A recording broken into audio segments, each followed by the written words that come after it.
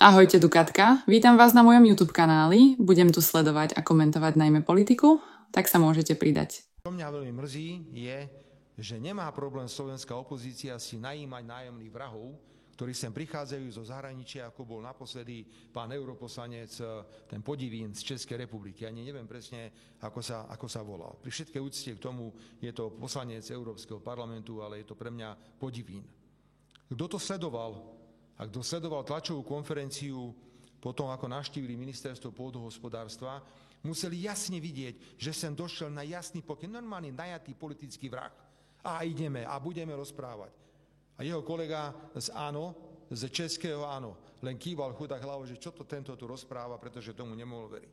Vláda Slovenskej republiky, keďže nemá žiadny škandál, je zrazu obviňovaná z prideľovania projektov v roku 2015.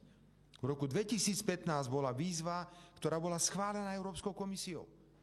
To som ja nevymyslel, že v roku 2015 bolo možné žiadať o peniaze na penzióny a na kamióny a ja neviem na čo. A udržateľnosť bola 5 rokov. To som ja nevymyslel.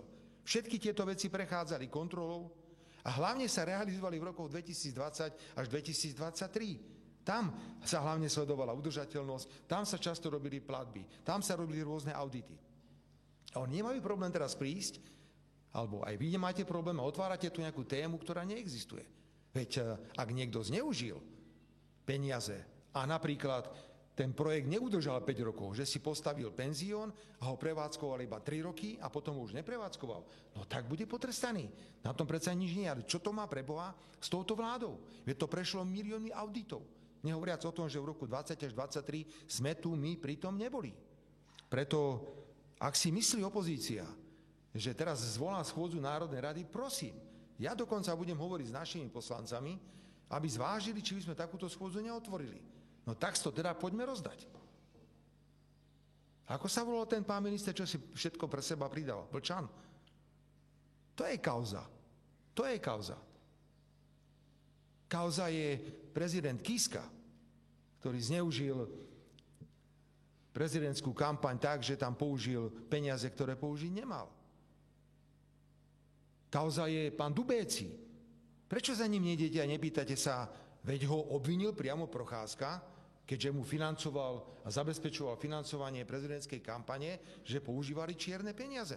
A dnes tu bude stáť Progresívne Slovensko, pán Dubéci a pán Šimečka. Šimečková rodina pod exekúciou Európskej únie, pán Dubéci obvinený, že dobre, že nenosil igelitové tašky peniazmi a oni stoja ako morálne autority a budú rozprávať, že to táto vláda, ešte raz, táto vláda nemá žiadny korupčný škandál. Ak sa domnieva opozícia, že nás bude takto oplúvať len tak potom príde odpoveď.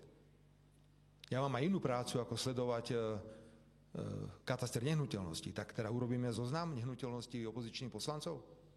Chcete ho vidieť? Chcete vidieť, kto všetko z opozičných politikov má byty a apartmány v Chorvátsku? Ideme sa naozaj porozprávať o pánu Dubecim, ako to teda financoval tú kampaň? Ideme rozobrať tú exekúciu pani Šimečkovej, mamy pána Šimečku, 150 000 eur, z čoho to pani Šimečková zaplatí. To som veľmi zvedavý. Toto sú kauzy.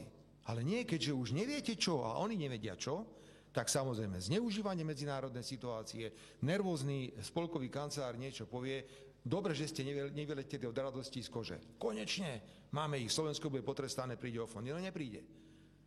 O fondy môžete prísť tedy, keď porušujete právny štát a keď zneužívate peniaze. A takýto prípad na Slovensku v tomto okamihu nemáme.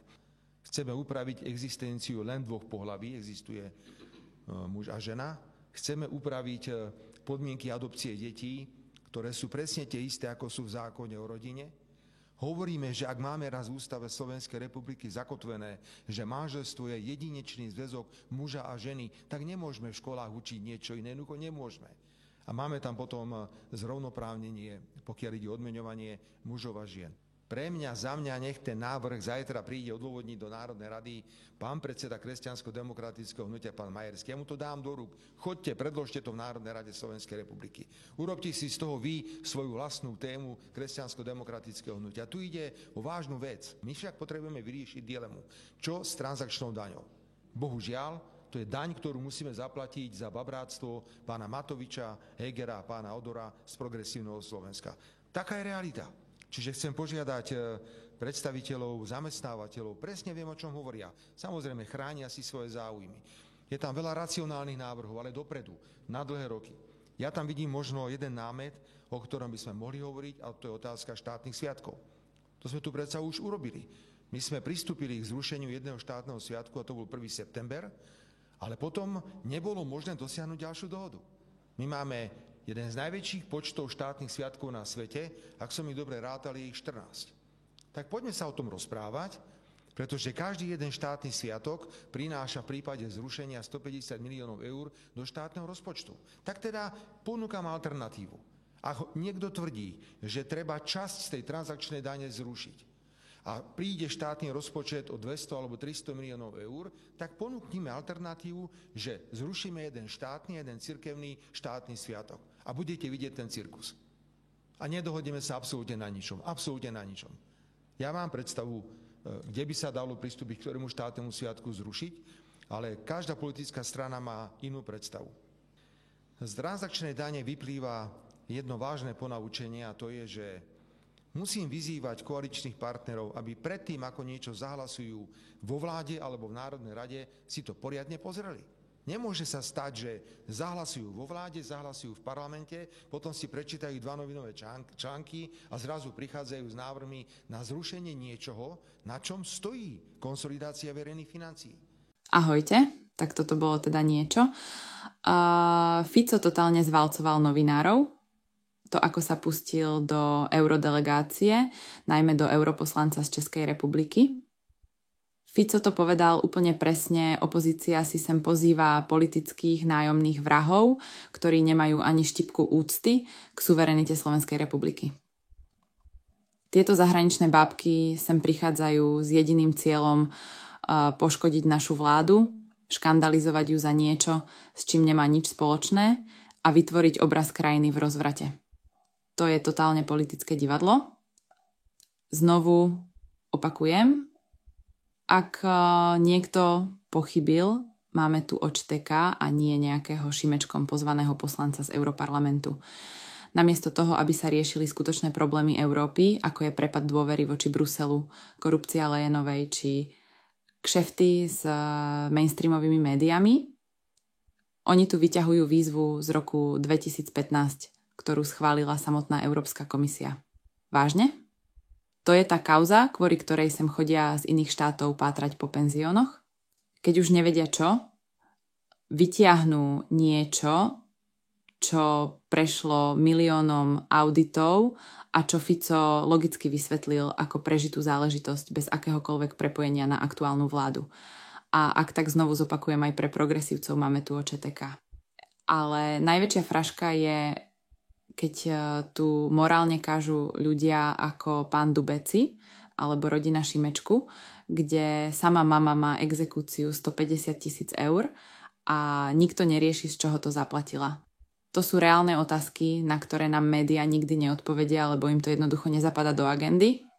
A hlavne nikto v mainstreame sa to nepýta.